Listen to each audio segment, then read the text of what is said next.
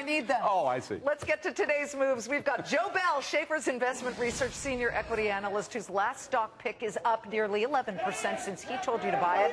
And Todd Horwitz is in the pits of the CME. Todd, let's get right to it. What was it like in the pits when James Bullard started talking? Because we didn't see much gyration in anything from the yields on Treasury bonds to equities. Hi, Liz. Hi, Dave. You know, really, right now the markets are a big nothing. We're moving up and down in between a range of 1680 and 1700. No matter what anybody says, no matter what anybody does, this market is right now locked solid for the last 9 days. 1680 on the downside, 1700 on the upside, and it gets no excitement. But there is something interesting happening in the bond market here, and although there was no action today, the bond markets are telling you that they want to taper, and they're making the rates go higher on their own, whether the Fed wants to get involved or not. Interest rates are going higher. Well, Joe Bell, I'll tell you something that's pretty exciting for people like me that hold Apple stock is what has happened to that stock. It did come down below 500, just a couple of bucks below 500, but it is trading at a high. Of course, a lot of it has to do with Carl Icahn, but a lot of it has to do with that fact that it has been undervalued for a long time, right? That's absolutely right.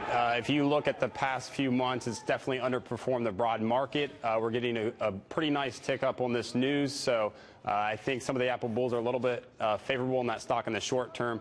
If you look back at the peak before, I think there was a little bit too much optimism, so this pullback was not a surprise, but as you mentioned, perhaps some strength and a little bit of a game changer with the news out today. Okay, well, now this is to you, but I'm going to smack down Todd for a minute here, who started off by saying the markets were a big nothing.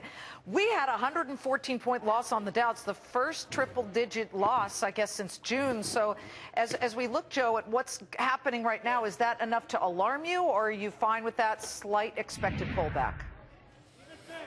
It doesn't alarm me. I think, as the other guest mentioned, August has been low volume, sort of turning just sideways, a bit of a trading range. Consolidation kind of makes sense after the strong June or July. Going out into the longer term, I would expect higher prices.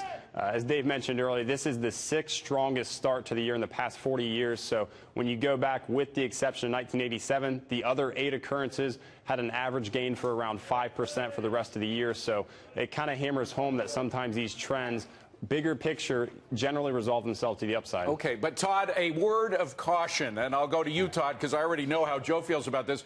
Of those 6 times that we performed so well in the past 40 years, one of those years was 1987. I remember it well. We were doing great until October, and then came the crash. Is there any concern among traders at the CME that we may be in for another 1987?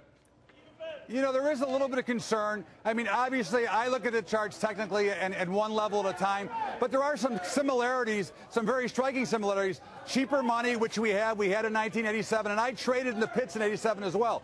So we're getting a lot of low volume, low volatility days as we still try to grind higher. You know, if you think about it, we're only 1.5% from the all-time high in the market, or 2%. So there's a lot of striking similarities that could trigger some major selling. But as long as the money remains cheap here for now, it's going to be hard to imagine anything more than a normal correction. But in the back of your mind, you got to wonder, could it happen? And the answer is yes, it could happen. But we'd have to do a lot of violating on the way down. And certainly we'd have to break through 1560 well before we'd have to worry about some major crash. And I don't see that exactly playing out. But I would have some fear, and I am slightly to the bear side right now. I do think we have a correction in store before the bull market resumes. Okay, you said 1560, right? Because we're at 1685 right now. Okay, just making that clear. Let's get